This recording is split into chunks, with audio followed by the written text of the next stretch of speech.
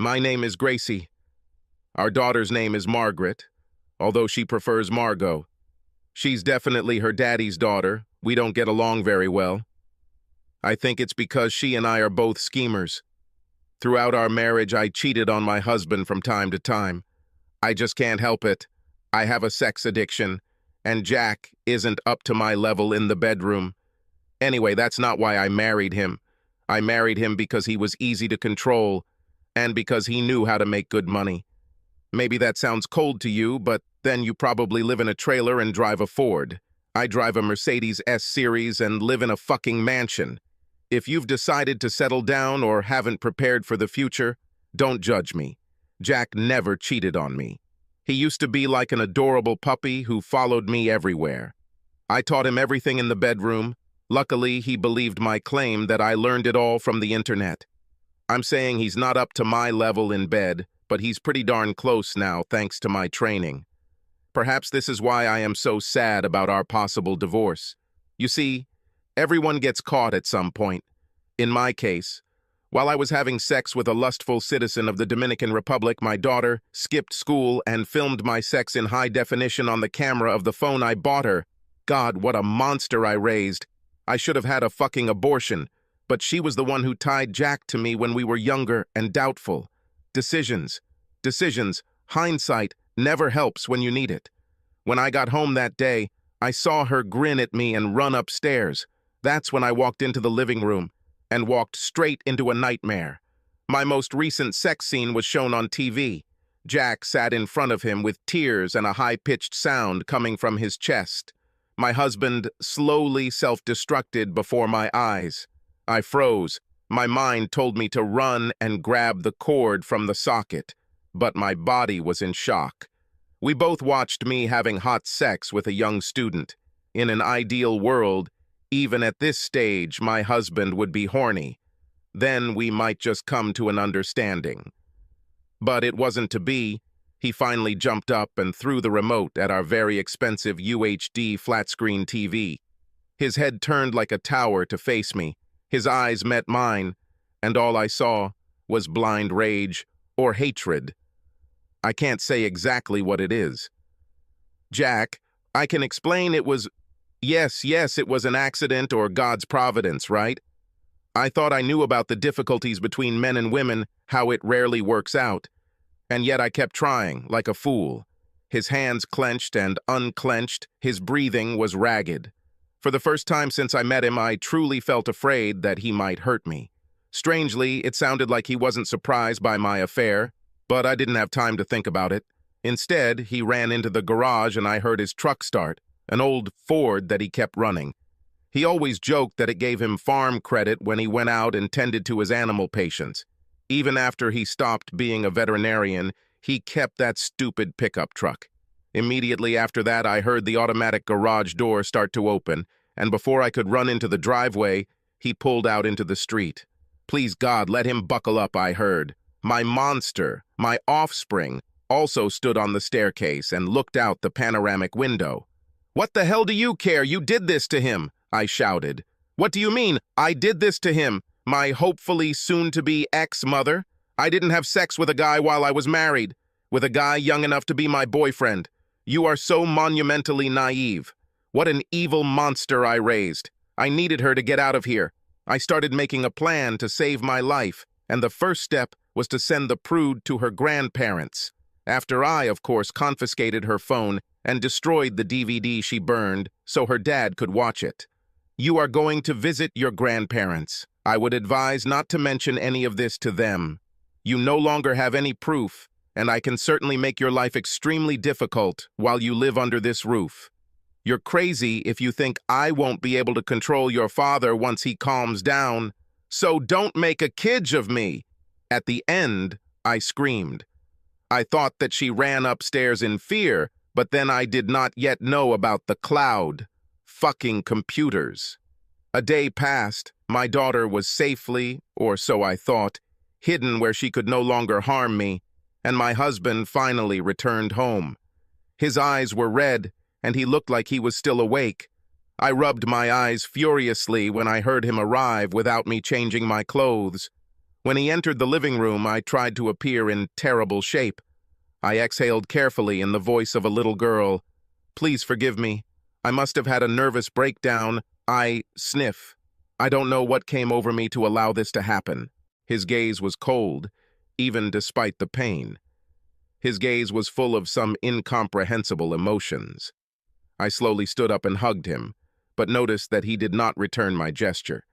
He just stood there, like a fence post or a tree, unyielding. "I failed you, us, and our daughter. I can't undo what I did. I love you," sob, "and I won't fight if you want to leave me. I took a calculated risk. It could have gone either way, but I think the odds were definitely in my favor." Finally, he spoke.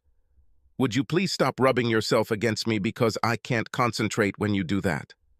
I'm tired, and I need more time to think without your influence.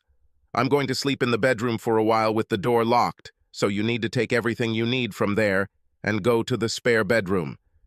It's good that he didn't fall for the divorce gambit. I ran upstairs and grabbed a few things from the closet and master bathroom, then took them to the spare bedroom down the hall. When I was returning, the lock on the door clicked. I knocked lightly on the door. "Jack, can we at least talk soon?" "We can talk in the morning." Now came the hardest part. I needed to look even worse, so I avoided drinking water or eating. I ruffled my hair even more and stuck my finger down my throat to vomit. Some liquid on my sundress. Some carefully applied snot also completed the look. In addition, I placed a glass of vodka next to me and applied a little Vaseline to the back of my hand. I forced myself to stay awake the rest of the day and night to increase the appearance of fatigue. When Jack came down the next morning, I quickly rubbed Vaseline on my teeth to keep my lips open in the semblance of a smile. I also splashed a couple of drops of the remaining vodka in my eyes to induce redness and tears. It hurt like hell, but it was necessary. I saw that he looked much better, although he was devastated. Even better was the obvious concern on his face about my appearance. He still loved me. I had a chance. "Oh my God, Grace, you look terrible. Let's get you to bed." He picked me up and carried me to the master bedroom. I sobbed on his shoulder as he carried me into the room and laid me down. It got even better when he lay down next to me and started talking. "You hurt me, Grace. You really shook the pillars of heaven. But I don't want you to hurt yourself. Mom called and said they were taking care of Margot, so we needed to talk." He looked confused, but continued, "I thought about it very hard. I mean, harder than I've ever thought about in my life. I think I might be willing to give you another chance, but you need some counseling about your issues. There is something else." "Whatever, my love, I swear I—" "Quiet!" he almost shouted. I think he was more outraged than he seemed. "There's one more thing, Grace. You probably won't like it, but I need you to feel the soul-crushing pain you put me through. I can't tell you when this will happen, but sometime in the future, I'm going to sleep with another woman and film it. If you want us to continue, you'll have to watch me have sex with someone else. Then, we'll be even." I was truly shocked. I created a monster out of my loving husband, and he was determined to disfigure me. The mere thought of him doing to another woman what I had done to my lovers was almost unbearable. But I needed him. I had to go through this to get my life back to where it was. After I get my revenge at some point in the future, I will do the same. In the meantime, assuming we get intimate again, I'll put on a condom. Given my trust issues, I can't risk having another child, so you can try to tie me to you even more. I understand, Jack, my love. I don't want to feel the same pain, but I will do this to keep you. I will go through anything for this. I thought it was a little stupid, but you have to do what you have to do." Over the next few months, we settled into a challenging routine. My demon child came back into the house, and she clearly couldn't understand why we didn't get a divorce. I just grinned at her and reminded her that I run this family. After that, she no longer directly challenged me. Counseling was also easy. I just blamed my addiction to sex. The doctor ate it and burped it up for my hubby like he was a baby egret. The problem was, as I mentioned earlier, My husband was trying his best to have sex with me in a stupid way. He took control of the bedroom right out of my hands. Every time he took me, I wondered if he had learned his new passionate techniques from another woman. When we didn't have sex because he claimed he was sick or tired, I worried. Was it possible that tomorrow I would see him making out with a young girl, possibly falling in love with her? The cumulative effect was devastating. As the year progressed, I lost all my self-confidence. I couldn't risk having an outside affair become known to my husband, so I relied solely on him. I was sad when he didn't pay attention to me. I lost weight, although I wasn't fat to begin with. Even my hair lost its shine and became brittle. People at work told me that I looked like I had suffered a shock and had aged 10 years. I couldn't sleep, my joints hurt. Maybe I was aging prematurely. The worst part is that I started to obsess over my husband and, dare I say it, really love him. Everything was in his hands. Every day I expected my world to be taken from me and, like some evil priest in a movie, my Jack to giggle happily and reach into my chest to rip out my beating heart. My plan was terrible. Who would have thought that the main intriguer would fall into a trap that she herself set? Finally, almost a year later, I can't take it anymore. I decided to pull the plug and see what happened.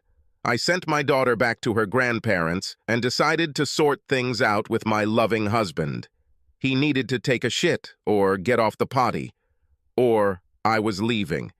Even though I really love him for the first time, I can't suffer anymore. Jack, I can't stand it anymore. I need you to hurry up and find this other woman, have sex with her, and let me watch the tape so we can get through this. He just looked at me.